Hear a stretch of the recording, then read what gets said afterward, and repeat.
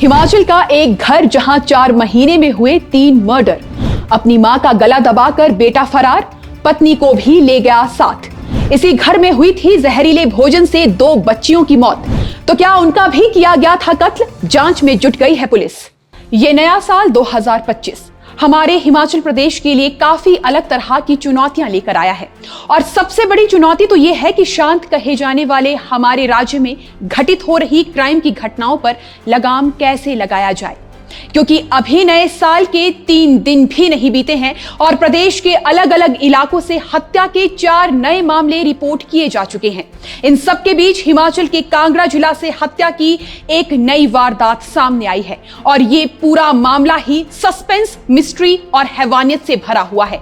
मामले में एक कलयुगी बेटे पर अपनी 65 वर्षीय मां की हत्या करने के आरोप लगे हैं और सस्पेंस इस बात को लेकर बना हुआ है कि जिस घर से ये हत्या की वारदात सामने आई है वहां पर आज से 4 महीने पहले ही 2 मासूम बच्चों की संदिग्ध परिस्थितियों में मौत हो गई थी। जी हां, यह मामला उसी परिवार से जुड़ा हुआ है जिनकी एक खबर ने आज से 4 महीने पहले पूरे हिमाचल प्रदेश में सनसनी फैला दी थी, जब जहरीली भोजन करने के चलते 2 बच्चों की जान चली गई थी और उनकी मां की हालत भी काफी ज्यादा गंभीर हो गई थी।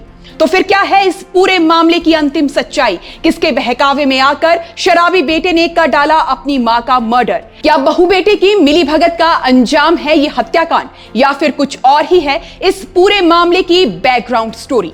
ये सब कुछ जानना चाहते हैं तो वीडियो को अंत तक देखें और सब्सक्राइब करें हमारे YouTube चैनल को। कांगड़ा जिला के रानीताल पुलिस थाने में फोन की घंटी घनघनाती है। एक सिपाही द्वारा फोन उठाने पर सूचना मिलती है कि ग्राम पंचायत भंगवार के बांध गांव में एक महिला की संदिग्ध परिस्थितियों में मौत हो गई है और लाश वाले घर में कोई और मौजूद भी नहीं है। जानकारी मिलते ही पुलिस मौके पर पहुंचती है तो ये देखकर चौंक जाती है कि ये वही घर था जिस घर से 4 महीने पहले ही 2 मासूम बच्चों की अर्थी उठी थी। अब पुलिस के साथ साथ स्थानीय लोगों के लिए भी ये चौंका देने वाला वाक्य था और साथ ही सवाल ये भी था कि आखिर इस परिवार में चल क्या रहा था जो 4 महीने में परिवार के 3 लोग भगवान को प्यारे हो गए।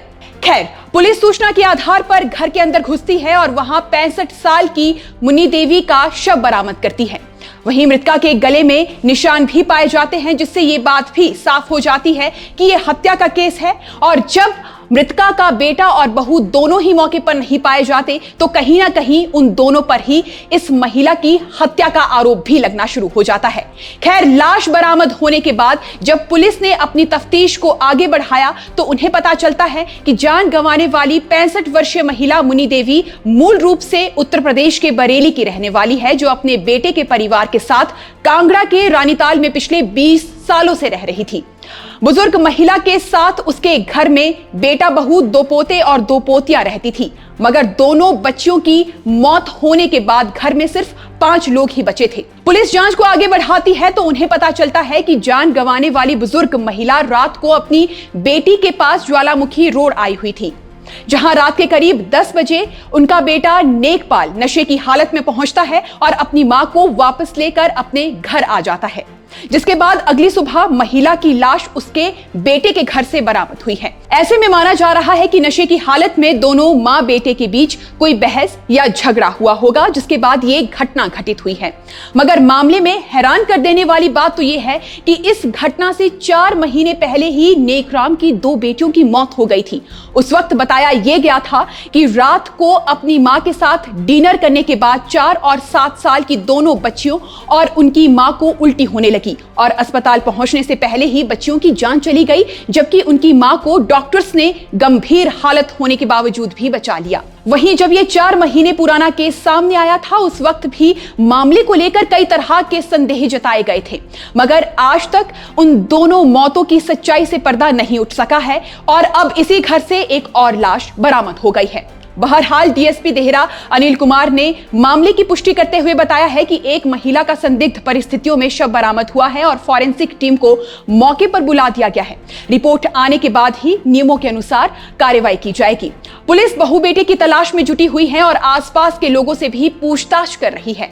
पुलिस के सामने बड़ी चुनौती बने इस केस में आने वाले समय में काफी कुछ निकलकर सामने आ सकता है। बाकी इस मामले पर से पर्दा तभी उठ पाएगा जब पुलिस बेटा और बहू को खोजने में सफल होगी। बाकी आप दर्शकों का इस पूरे मामले में क्या कहना है, हमें कमेंट सेक्शन में जरूर बताइएगा। अभी के लिए बस इतना ही। नमस्कार।